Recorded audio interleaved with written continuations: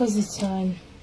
Noneho ubu ngubu ikindi kibazo gikurikira abakunzi bacu batubajije ari watubajije iti ari ugucumita vuba no gucumita gake ni ibihe biryoha?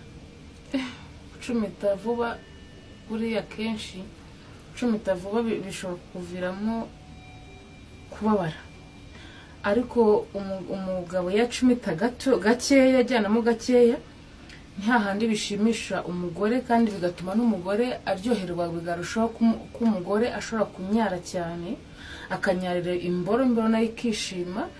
Ni umugabo ari gucumita agenda acumita gake buhoro, nibyo bintu bya mbere biryoha. Aho gucumita cyane urumva n'uburi hutihuti ntabwo biryoha, ntabwo bishimisha umugore. Uramutse ugendeye ku bice by'inyuma uko igitsina gore kigaragara, ukagendera nko ku bice by'inyuma ibyo ubona physically fit, wagendera kuki cyangwa niki washingiraho uvuga ko umukobwa aryoshye? Kucyo nashingiraho urebye ku gice cy'inyuma, umukobwa ufite waciye imyeyo, ufite imishino, uwo mukobwa aba aryoshye. Oya, ahangaha ndi kuvuga ku gice cy'inyuma yambaye atambuka. Yambaye ari kugenda. Aho umenyera ko umukobwa aryoshye ni ukuvuga ngo aba afite igituba kiba cyagiye kikishushanya, cya gituba kishushanya mu mwenda.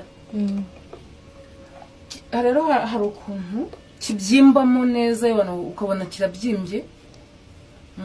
Cyane cyane nakoresha nka kora. Wambaye kora igituba kiba kibyimbyemo, uwa mukobwa ufite igituba kibyimbye mu myenda. Hari no ukuntu abaza no kukigendera. Ubu abahungu benshi baba bazi kubireba, kumenya umukobwa ufite igituba kiryoshye cyangwa se umukobwa ufite n'igituba kinini. Ubundi birebera mu myenda yambaye, afite igituba kinini nyine kigaragara, uwo mukobwa aryoshye. Hari umuntu twahoze tujya impaka, hari ibintu twajyagaho impaka nageraga ngo nsobanurire. Umuntu twagiye impaka arambwira ati burya isugi yanyara. Isugi? Umuntu uri gutakaza ubusugi muri ako kanya washobora kunyara. Ibyo bintu hari ikintu bizi ko ntabwo isugi yanyara. Byaba byatewe n'iki se ubundi kugira ngo ntinyare? Ukuvuga ngo iyo ikiri isugi ni ukuvuga ngo abagifunze, ntago ntandi nyine iyo bamurongo yakiri isugi hari agatsi kaba karimo imbere yo gacika, kugira ngo imboro ijye yinjiramo neza, yinjire mu gituba atangire kubona uburyo. Ni ukuvuga ngo nta sugi uko kundi nyine, kuvuga ngo umukobwa bamuciye umutsi nyine baramusugiye nimba kumusugira niko navuga, wenda arakiza akora imibonano, ntago yapfa kuvuga ngo niyo yarongwana akaja ntago yanyara. Ni ukuvuga ngo umukobwa wese unyara kenshi niko navuga aba yarabyaye, yarabyaye nyine afite umwana. Umukobwa rero ujya yino kuvuga ngo njye nabifata nk'akiri isugi, iyo atangiye azana ububobere, aroroha akazana ububobere, ariko ntabwo ashobora kunyara inka za nkari nyine kuzana amazi, ntabwo bishoboka. Ese ni ikihe gice bibandaho iyo barimo baranyaza? Ni ikihe gice? Igice bibandaho cyane iyo uri kunyaza bibanda kuri rugongo.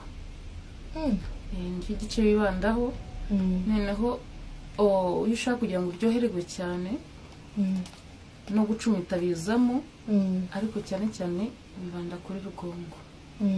Yego. Buriya abantu benshi babyumva mu buryo butandukanye, ariko ikintu nifuzaga kumenya ari imboro ndende n'ingufiya, isiramuye n'idasiramuye, ugendeye kuko wowe ubyumva wumva nk'iyabiryoshye bimeze ite? Biterwa buriya n'umuntu icyo akunda. Hari ukunda ndende, hari ukunda n'ingufi, tugiye dutandukanye.